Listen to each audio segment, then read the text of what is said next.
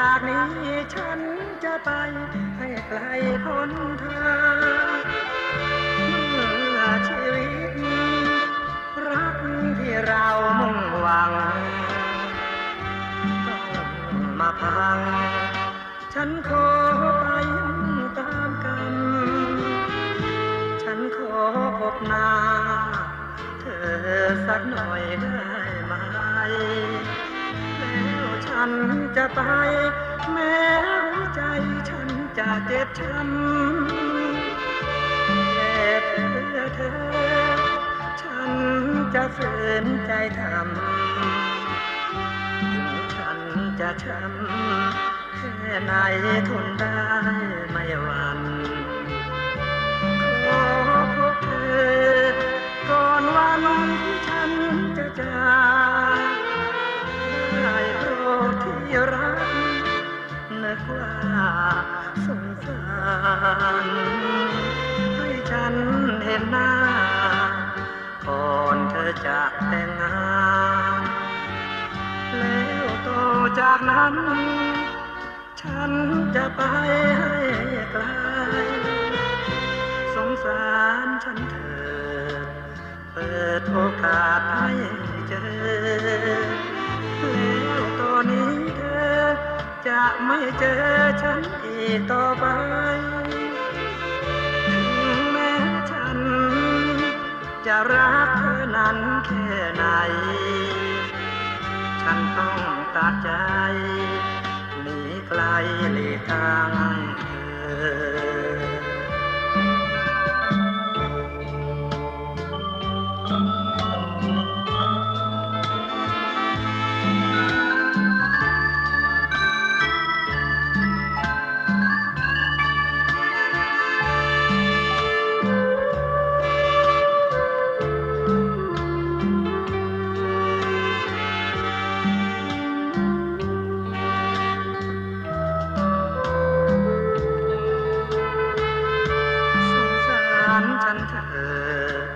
เปิดโอกาสให้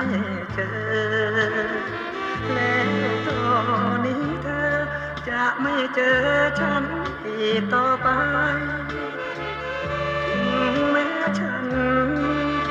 จะรักเธอนั้นแค่ไหนฉันต้องตัดใจหนีไกลหลีกทางให้เธอ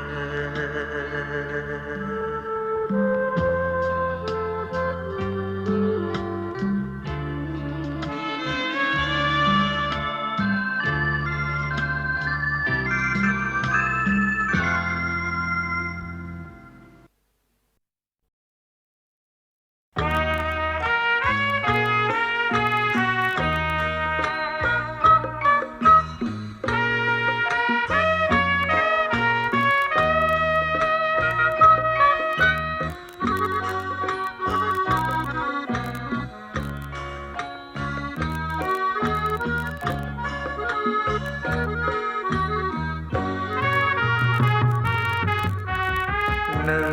ผมไม่รวยไม่หล่อสองแม่และพ่อของผมจนสามฐานะผมต่ำเหลือทนสี่รถยนต์ผมไม่มีจะใช้ผมมันคนบ้านป่าหกวาสนาผมน้อยเกินไป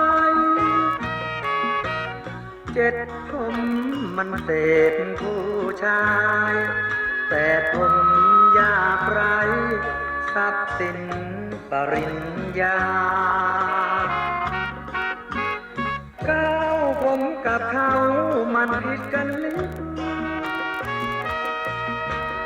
สิบผมมันอาชีพทำนาสิบเอ็ดรักผมประเภทอนาถาสิบสองเงินตราค่าสินสอดก็ไม่มีสิบสามผมถูกคนยามหมิ่น 14ผมมันขึ้นคนปราณี15พ่อตาชอบเคยเศรษฐีเพราะ15ประการนี้ผมเห็นทีต้องลาตา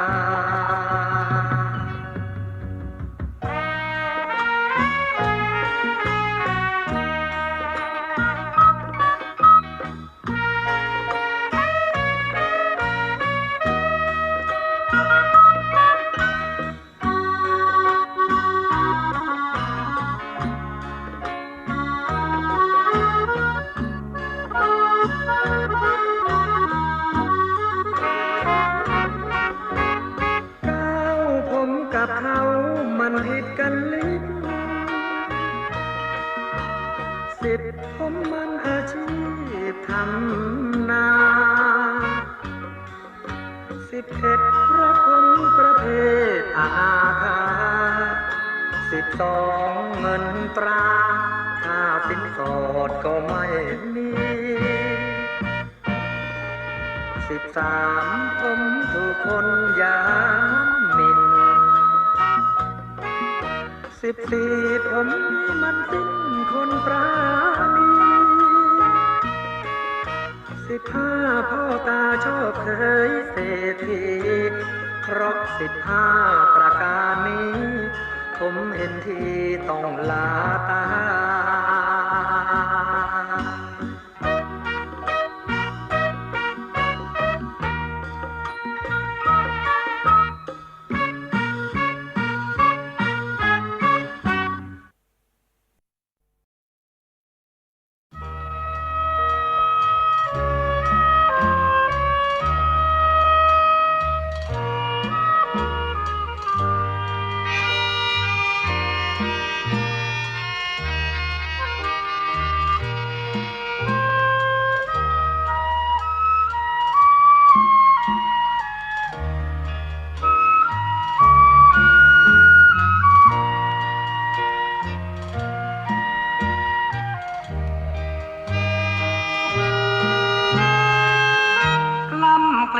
ฝืนตรมไว้เต็ม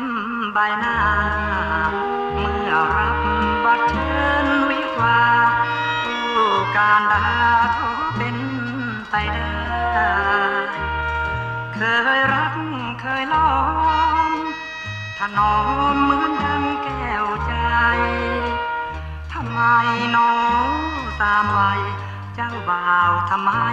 ไม่ใช่ตัวเราขอร้องให้พี่หนีไปที่บ้าน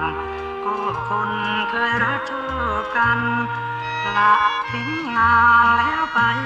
บ้านเจ้ายืนเพ้อใจลอยเมื่อเขาค่อยๆเชิญเราในนามของเพื่อนเจ้าบ่าวโอ้น้องยาวนี่มันอะไรงวยงงเหมือนเรานี้เป็นรูปฝันอยากสบสายตาแจ่มจันทร์ชั่วพลันก็ทำไม่ได้เพียงกล่าวไว้พรเหมือนเข็มทิ่มกลางหัวใจเจ็บปวดเสียนี้กะไรทำไมทำพี่แบบนี้ให้กำลังใจพี่ไว้ปีก่อนบากบั่นสร้างสรรค์ทุนร้อนเพื่องามอนขวัญใจของพี่สัญญาหน้าหนาวจะเป็นเจ้าสาวทันทีที่หลงปลื้มในหรือดีที่แท้บุญที่แค่เพื่อนเจ้าบ่าว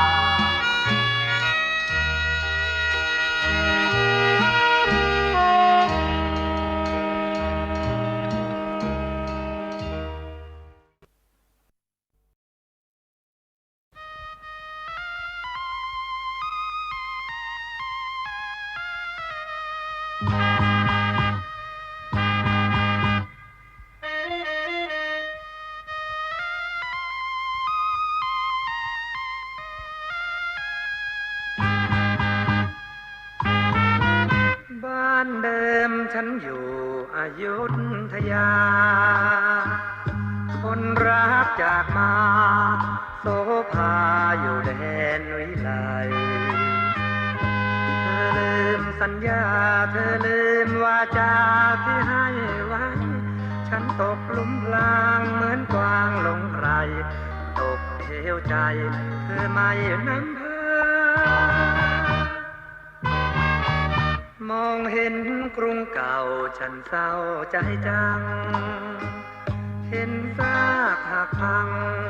เมื่อครั้งสงครามพม่าเหมือนเธอเผาใจแล้วเธอทิ้งไปไม่กลับมาทิ้งความทุกข์โศมแสนตรมวิญญาไม่กลับย้อนมารักษาสมใจอยุธยาดินแดนที่แสนศักดิ์สิทธิ์หลวงพ่อมงคลบ่อพิษศักดิ์สิทธิ์เราเคยเลื่อมใสองค์พระเจดีย์แม่ศรีสุริโยไทยเราเคยขอพรวอนไหว้ให้ดวงใจเรารักของมันจำได้ครั้งหนึ่งที่บึงพระรามบึงน้ำสีครามร่มใสแผ่ใบคุ้มกันเราเคยพนอเราเคยเคล้าคลอเมื่อคืนนั้นเคยหนุนตักนางท่ามกลางแสงจันทร์เคยพลอดรักกันที่บึงพระราม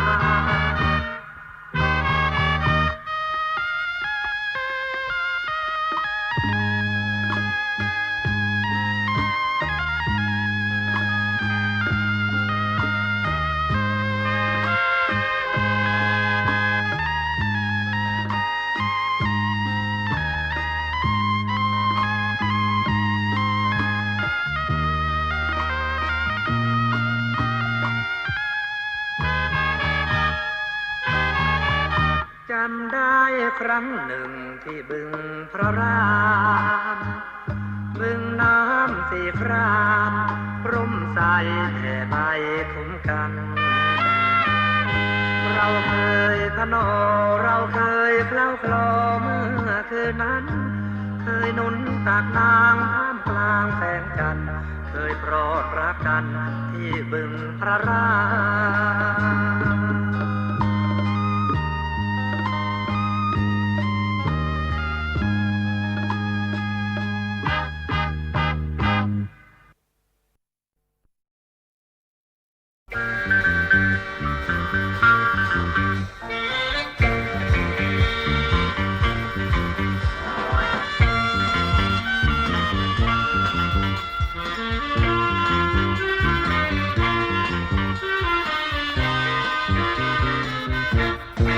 มใจลาน้ำตารินลาแล้วลาทิ้งที่เกิดกายคนแน่นายนักหนาที่คนจนจึงต้องจรลาแล้วลาก่อนสาวบ้านนาจากด้วยน้ำตาลาห่างไกล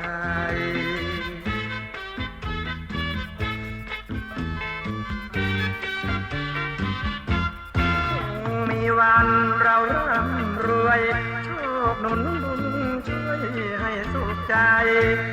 รวยเมื่อไรจะกลับมาเสียดายนงครานบ้านเราคนรักคนเก่าอยู่บ้านนาหากเหมือนสัญญาคงอยู่รอ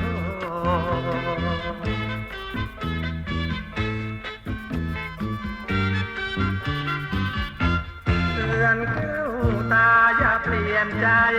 ถ้าแม้มีใครมาสู่ขอจริงแล้วก็จงคอยเสียงเพลงบรรเลงแว่วมาฝากสายลมผ่าล่องลอยบอกน้องจงคอยอยู่บ้านนา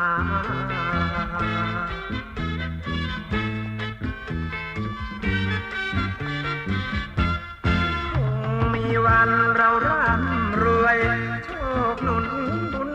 ช่วยให้สุขใจรวยเมื่อไรจะกลับมาเสียดายนงครานบ้านเราคนรักคนเก่าอยู่บ้านนาหากเหมือนสัญญาต้องอยู่รอ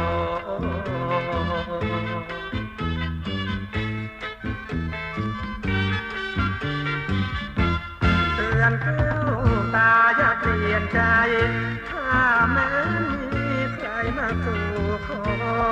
จริงแล้วก็จงคอยเสียงเพลงบรรเลงแว่วมาฝากสายลมผ่านล่องลอยบอกน้องจงคอยอยู่บ้านนา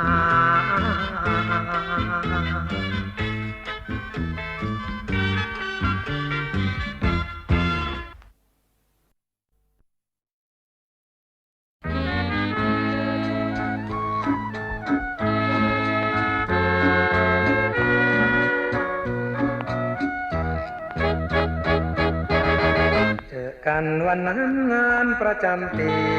เธอยืนอยู่ข้างเวทีจ้องมองด้วยความสนใจพอร้องเพลงจบเธอก็ปรบมือให้ส่งรอยยิ้มมีเลสในจำฝังใจอยู่ทุกวันคืนแต่มาวันนี้ไม่เห็นมีเธอสายตาฝาดหาไม่เจอไม่มีแม้ที่เคยยืนอารมณ์เพลงหมดให้รันทดสุดฝืนร้องเพลงเหมือนเรือโต้คลื่นทำเพลินเสียกำลังใจหากมีเธอเหมือนเมื่อเจอครั้งก่อน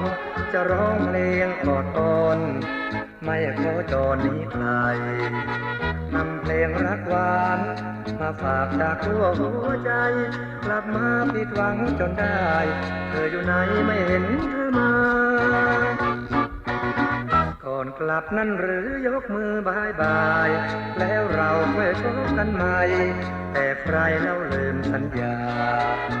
เธอคงยืนหลบไม่ให้พบเจอหน้า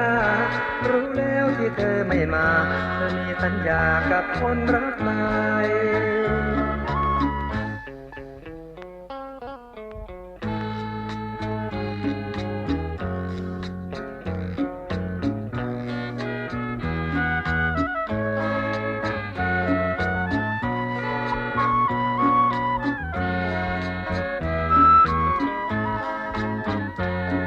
มีเธอเหมือนเมื่อเจอครั้งก่อนจะร้องเพลงอดอ่อนไม่ขอจรนี้ใครนำเพลงรักหวานมาฝากจากทั่วหัวใจกลับมาผิดหวังจนได้เธออยู่ไหนไม่เห็นเธอมาก่อนกลับนั้นหรือยกมือบายบายแล้วเราไปพบกันใหม่แต่ใครเล่าลืมสัญญาเธอคงยืนหลบไม่ให้พบเจอหน้ารู้แล้วที่เธอไม่มาเธอมีสัญญากับคนรักใหม่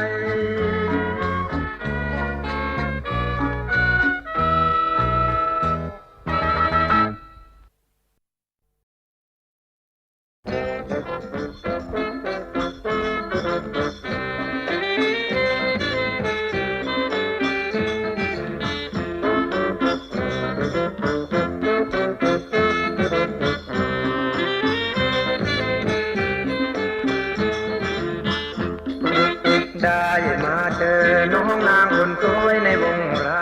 ำแม่งามคำขอให้พี่รำด้วยคนเถอะนะ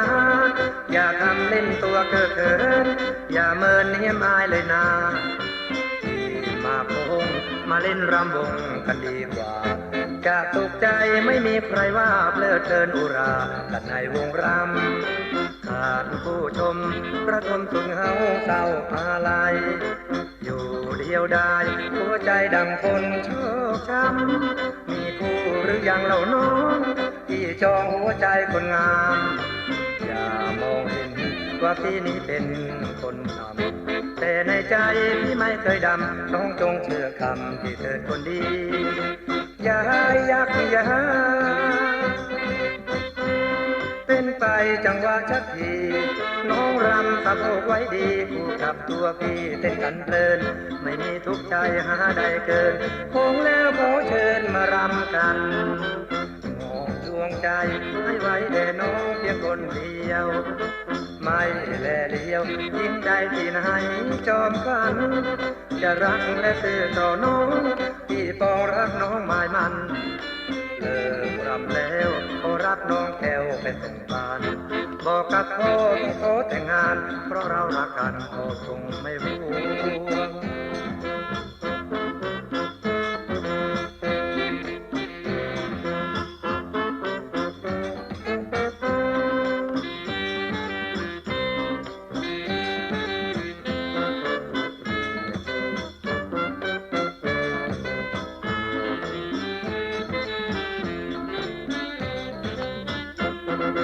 อย่ายักอย่าเป็นไปจังหวะชักทีน้องรำสะโพกไว้ดีคู่กับตัวพี่เต้นกันเพลินไม่มีทุกข์ใจหาได้เกินโคกแล้วขอเชิญมารำกันมอบดวงใจให้ไว้แด่น้องเพียงคนเดียวไม่แลเลี้ยวยิ่งใดที่ไหนจอมฝัน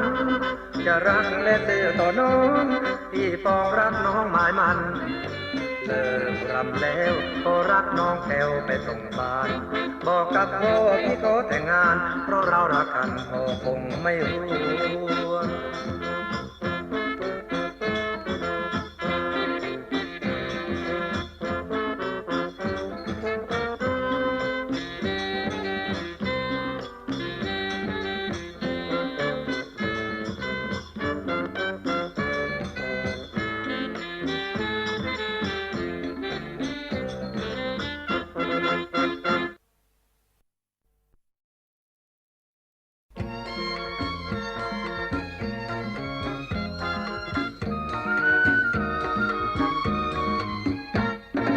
ใจหนอใจหัวใจเธอไม่แน่นอนใจหนอใครเชื่อไม่ได้ดังกายลมโชย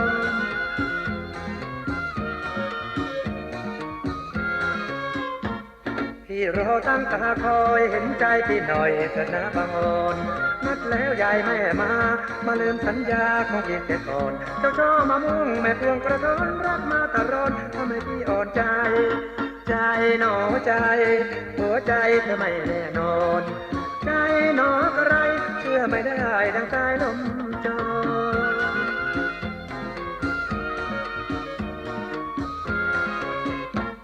คงมีคู่เชยชมทิ้งให้พี่ตรมเศร้าอาวรณ์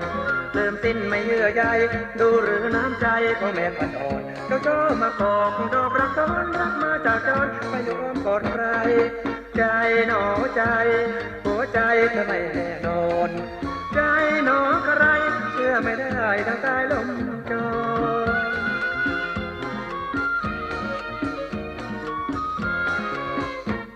พี่รอตั้งตาคอยเห็นใจพี่หน่อยเถอะนะบางอ่อน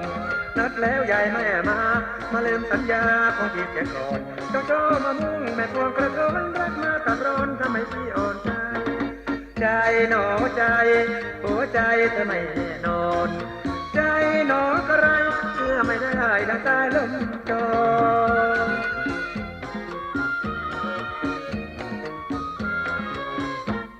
คงมีคู่เชยชมทิ้งให้ที่ตรมเศร้าอาวรณ์ลืมสิ้นไม่เยื่อใย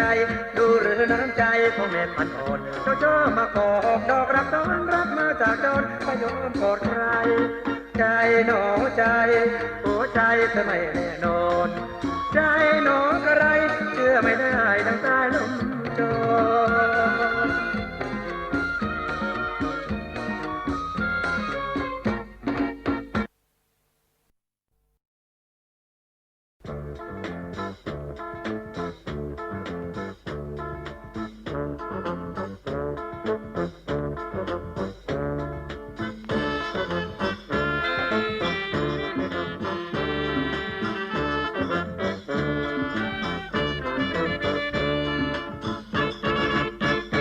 บ้านท้ายทุ่งเขามีรำวงมงเพ่งมงจังหวะเร้าใจ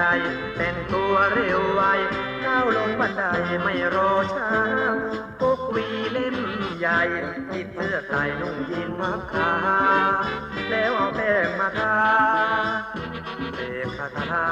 ลงหน้าคอ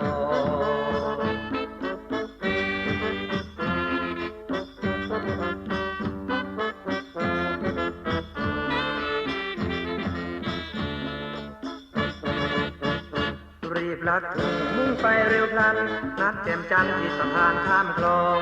ได้ยินเสียงกลองยิ่งคึกขนองอยากรำนัดแล้วไม่เจอดูที่เธอช่างใจดำฉันเลยขาดผู้รำคนช้ำผู้รำไม่มี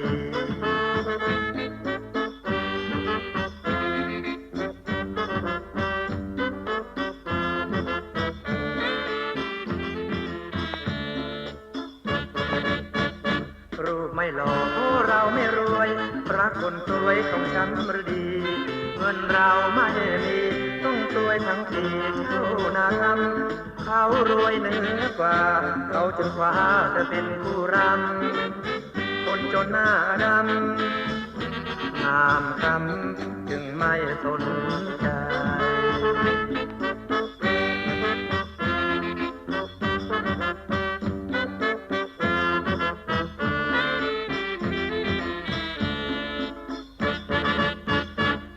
ไม่หล่อเพราะเราไม่รวยรักคนสวยต้องช้ำหรือดี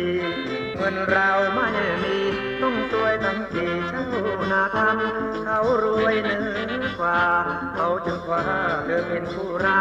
ำคนจนหน้าดำงามคำจึงไม่สนใจ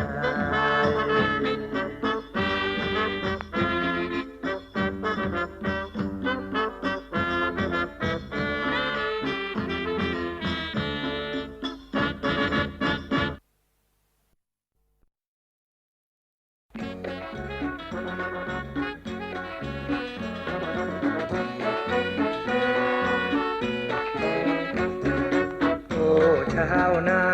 เช้ามาไถนาเกี่ยวข้าวตามประสาบ้านเราไม่เดือดร้อนใครสบายอยู่รานาเกี่ยวเราก็เกี่ยวติดงานก็เที่ยวเฮฮาถึงคราวหวานไถดำพลาเอาหลังสู่ฟ้าเอาหน้าสู่ดินเกิดมาจนทุกทนเหมือนคนไร้ค่าโอ้ชีวิตชาวนาเหน็ดเหนื่อยทั้งกายเพื่อได้ข้าวกินแต่งกายไม่เปลืองเสื้อผ้าพูดจาก็ไม่เป็นเมืองหลวงนั้นหลวงทั้งสิ้นถ้าใครหลงกลิ่นจะต้องเสียใจบ้านนาป่าดอยกุ้งหอยปลาปลาหาคล่องไม่ต้องกุมท้องแย่งกันหาของยาใส่อยู่กรุงตัวงอไม่รู้จะไปขอใคร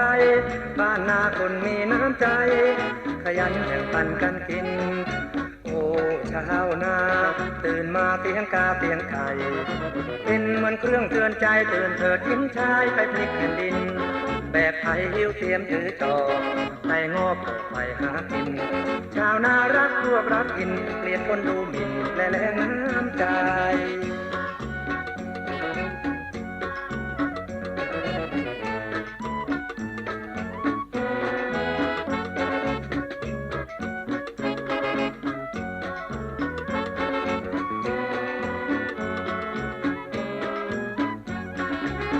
บ้านนาป่าดอยกุ้งหอยปลาปลาหาคล่องไม่ต้องกุมท้องแย่งกันหาของยาใส่อยู่กรุงตัวงอไม่รู้จะไปขอใครบ้านนาคนมีน้ำใจขยันแบ่งปันกันกินโอ้ชาวนาตื่นมาเสียงกาเสียงไก่เป็นเหมือนเครื่องเตือนใจตื่นเถิดยิ้มชายไปพลิกแผ่นดินแบกไผ่หิ้วเสียมถือจอบใส่งอบไปหากินชาวนารักพวกรักกินเกลียดคนดูหมิ่นและแรงน้ำใจ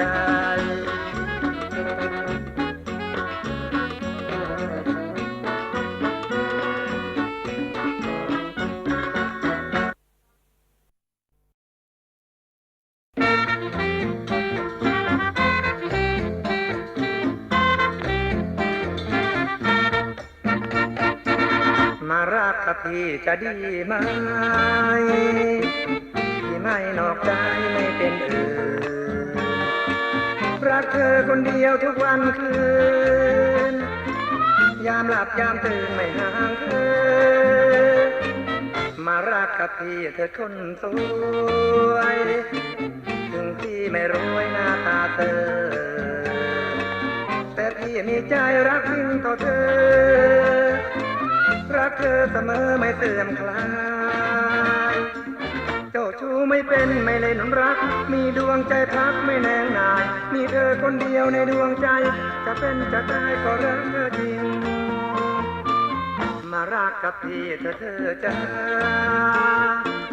ไม่โยที่ว่ายาวยิ่ง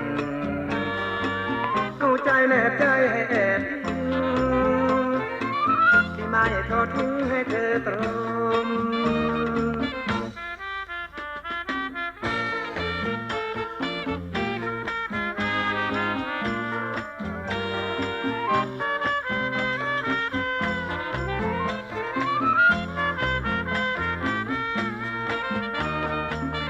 มารักกับพี่จะดีไหมที่ไม่นอกใจไม่เป็นอื่นรักเธอคนเดียวทุกวันคืนยามหลับยามตื่นไม่ห่างเธอมารักกับพี่เธอคนสวยถึงพี่ไม่รวยหน้าตาเธอแต่พี่มีใจรักจริงต่อเธอรักเธอเสมอไม่เสื่อมคลายเจ้าชู้ไม่เป็นไม่เล่นรักมีดวงใจพักไม่แนงนายมีเธอคนเดียวในดวงใจจะเป็นจะตายก็รักเธอจริงมารักกับพี่เธอจ้าไม่โยที่ว่ายาวยิ่งเอาใจแน่ใจให้แอบทิ้งที่ไม่ทอดทิ้งเธอให้ตรง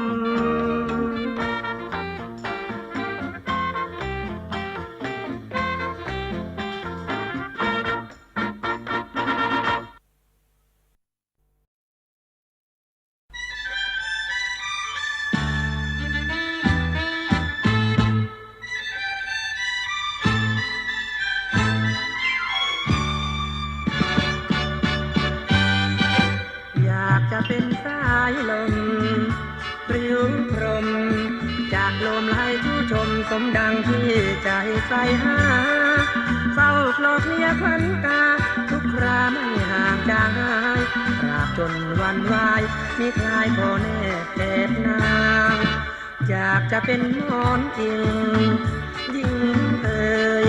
อยากให้เจ้านั้นเคยซุกซ่อนกอดนอนจนตางแต่ต้องเทียมหัวใจเธอไปคงไม่มีทางสุดทนมนมางเพื่อพรางด้วยมนใจโปรดปราณีพี่นี้รักมันเฝ้าหลงไพสันเฝ้าคอยสัมพันธ์ตามวัยแม้คอยนานสักเพียงไหนหวังใจน้องคงจะไม่เมตตาฝากดวงใจไว้ดวงทั้งสวงที่ไม่เคยคิดลวงพลานพลาดจิตใจใครนาจะคอยนานเท่าใดแม้ใจเราต่างห่วงหาให้รอชั่วฟ้าสายันสัญญาจะคอย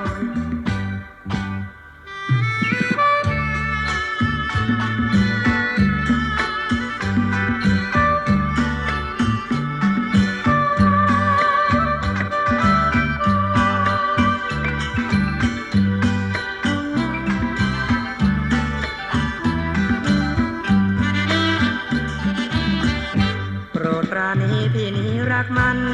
เฝ้าหลงใครฝันเฝ้าคอยสัมพันธ์ตามวัยแม้คอยนานสักเพียงไหนหวังใจน้องคงจะไม่เมตตาฝากดวงใจไว้ดวงทั้งสวงที่ไม่เคยคิดลวงพลานพลาดจิตใจใครนาจะคอยนานเท่าใดแม้ใจเราต่างห่วงหาให้รอชั่วฟ้าสายันสัญญาจะ